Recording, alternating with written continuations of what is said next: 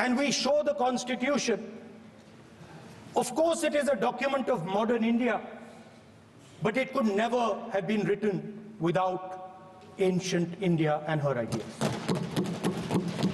So when we look at this Constitution, we remember this list of people, all different variations on the same idea. And in front of us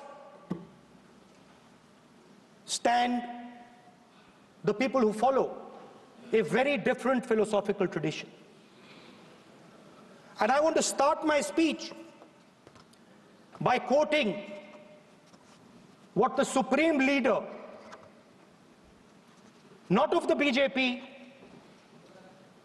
but of the modern interpretation of the ideas of the RSS has to say about the Constitution of India and about how he thinks India should be run. The worst thing about the Constitution, the worst thing about the Constitution of India is that there is nothing Indian about it.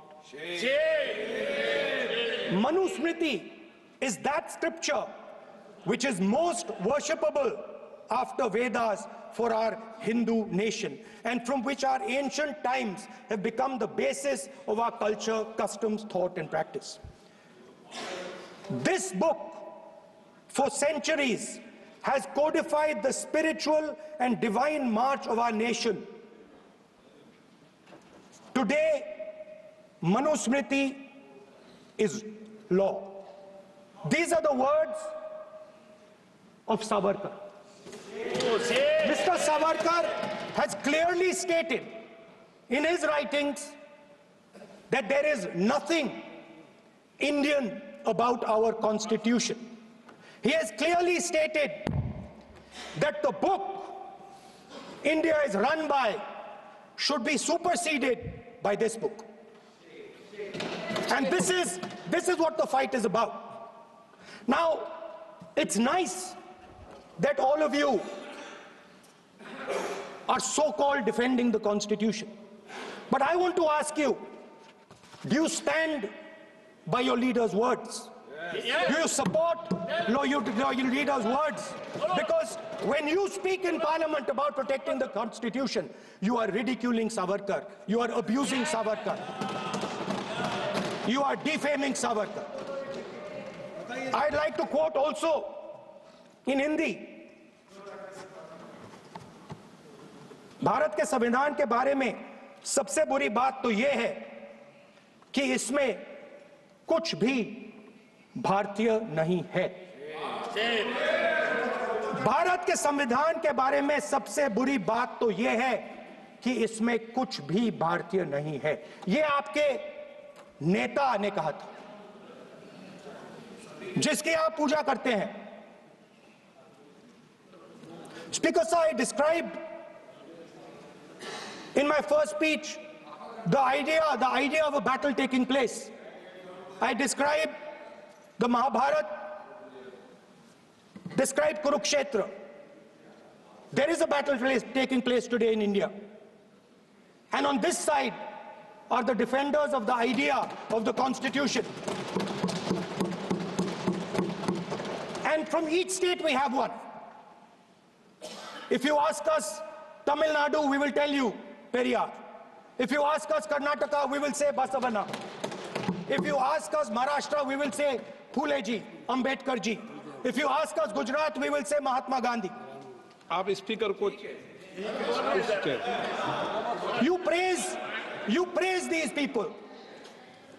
You praise these people hesitatingly because you have to. But the truth is that you want India to be run the way it used to be run.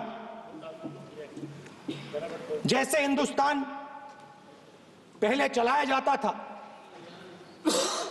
वैसे ही आप हिंदुस्तान को चलाना चाहते हो। मैं बता रहा हूं, आ रहा हूं। पेशेंस रखिए थोड़ी, इतना एक्साइटमेंट नहीं होना चाहिए। स्पीकर सर, जब मैं छोटा था दिल्ली में, स्पीकर सर, दिल्ली के चारों ओर जंगल हुआ करता था। जो आज यहां रहते हैं उनको ताजुब होगा कि एम्स के बिल्कुल बगल में जंगल शुरू होता था। जहां रेलवे म्यूजियम है वहां पे जंगल शुरू होता था।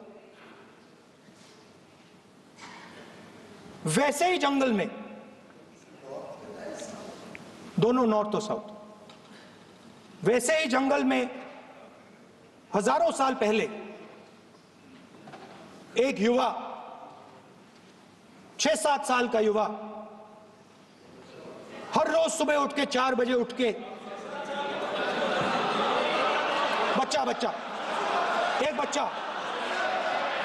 एक बच्चा, वाह बहुत बढ़िया, एक बच्चा 4 बजे उठ के तपस्या करता था। हर रोज सुबह तपस्या, हाँ, हर रोज सुबह वो धनुष उठाकर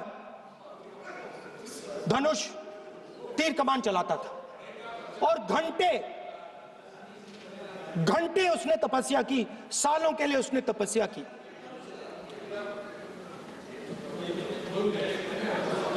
पास लोगों को पता लगने लगा कि लड़का है। यही तो आप नहीं समझ सकते हो, यही तो प्रॉब्लम है। धनुष में तपस्या है, मनरेगा के काम करने में तपस्या है। तपस्या का मतलब शरीर में गर्मी पैदा करना, समझिए। हाँ, तब का ये मतलब है, तपस्या का ये मतलब है। मैं माननीय विपक्ष के नेता को सुन रहा था तो आज मुझे नया नया ज्ञान प्राप्त हो रहा था। 6-7 साल की उम्र में आदमी युवा हो जाता है, ये पहली बार सुना है। अंदर जाके ढूंढूंगा कि ये ज्ञान कहां से आता है। तपस्या से गर्मी आती है, ये दूसरा ज्ञान प्राप्त किया। भाई कौन पढ़ा रहा है? ये तो मैंने कई बार इस हाउस में कहा वो होमवर्क नहीं करते, लेकिन तपस्या ऐसे पवित्र शब्द को क्यों बदनाम कर रहे हैं कि उससे गर्मी आती है।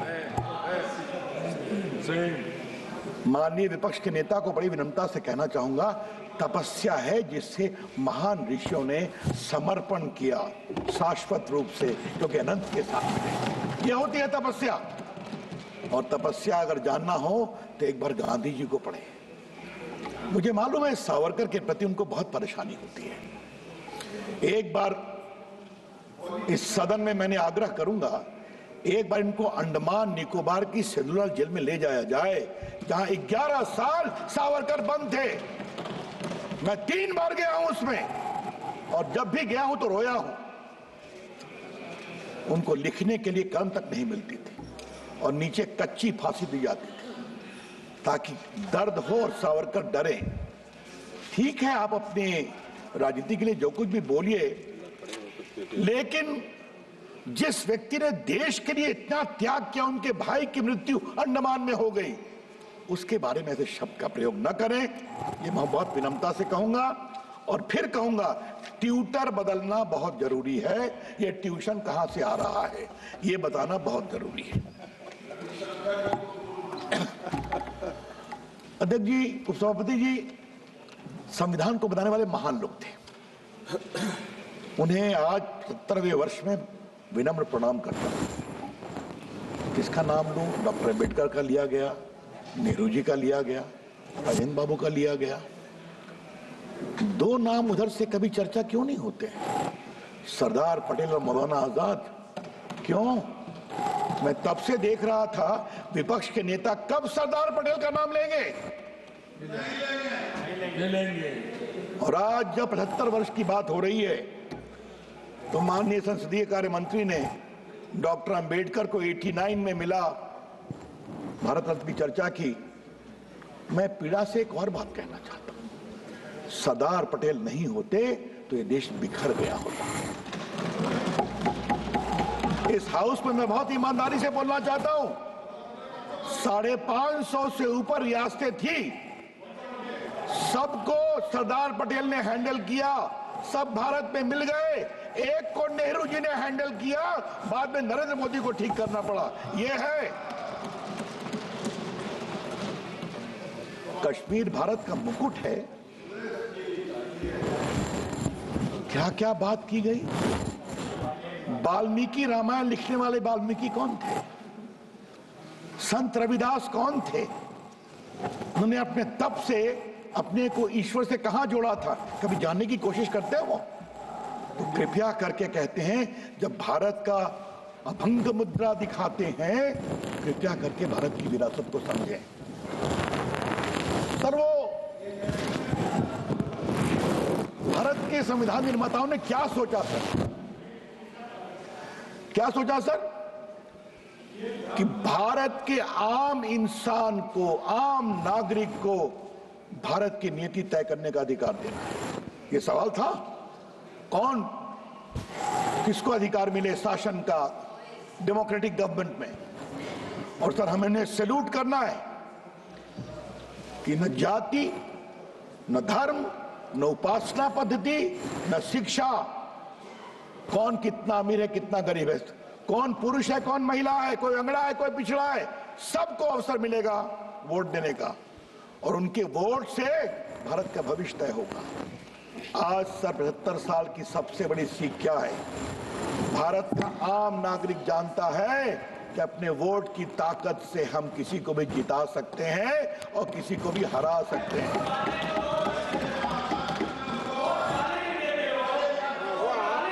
आप बैठिएगा प्लीज, आप बैठिएगा और प्लीज सर, आप बैठिएगा। नहीं, आप बैठिएगा प्लीज। अच्छा, आप बैठिएगा। रविंद्र यादव जी, आप बैठिएगा। अच्छा, बैठिए आप बैठिएगा, आप बैठिए, उनको बोलने दीजिए। सर, कल मैं उधर से सुन रहा था सर। रविंद्र यादव जी, सर उनको बोलने दीजिए। कल मैं उधर से सुन रहा था सर कि संविधान में संवाद हुआ था। संवाद यहां भी होना चाहिए जरूर। संसद देश की सबसे बड़ी पंचायत है। उधर के लोगों को एक बात मैं और विनम्रता से कहूंगा, संवाद का मतलब ये भी है, हमने आपकी बात सुनी। जब हमारे प्रधानमंत्री आए भाषण देने, तो आप उनको सुनिए, वॉकआउट मत करिए। ये भी संवाद का एक बहुत बड़ा पक्ष है। सर, संविधान की बात बहुत कही गई सर, कि हम हार गए, हम कमजोर हो गए।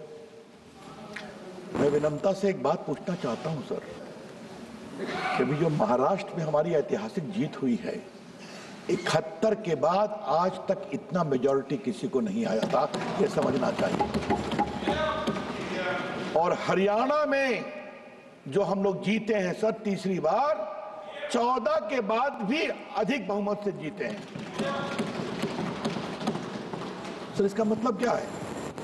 मतलब यह है सर कि जनता ने सोचा जो अच्छा काम करेगा उसको एक बार नहीं, दूसरी बार नहीं, तीसरी बार भी प्रधानमंत्री बनाएंगे। और जो प्रधानमंत्री को कमजोर दिखाने की कोशिश करेगा संविधान के बदलने के बेबुनियाद आरोप पर, जनता समझ गई हमको मूर्ख बनाने की कोशिश की गई।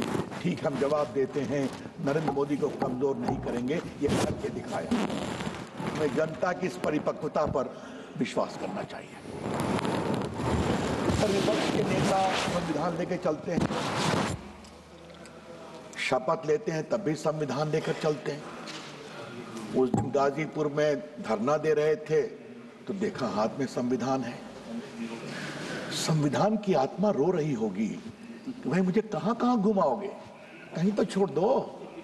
ठीक है सर, आज मैं भी सर थोड़ा उनको संविधान दिखाना चाहता हूं, और ये है सर मौलिक संविधान, ओरिजिनल जो संविधान बना था सर, आज मैं वो संविधान इस 75 साल की यात्रा में दिखाना चाहता हूं। सर, ये काफी बड़ा है सर। अटल बिहारी वाजपेयी की सरकार थी, अपने पुराने मित्रों को याद होगा तो उसको लाया गया था। जब माननीय मोदी जी ने मुझे देश का कानून मंत्री बनाया, हमने कहा छोटा करके इसको देश में भिजवाऊं जजेस को, चीफ जस्टिस को। कल माननीय राजनाथ जी ने चर्चा की थी सर, ये देखिए सर, फंडामेंटल राइट के ऊपर प्रभु राम माता सीता और लक्ष्मण के साथ लंका की विजय के बाद अयोध्या लौट रहे हैं। ये देखिए सर, ये देखिए directive principles of state policy कहाँ आ गए हमारे मित्र प्रेमचंद जी।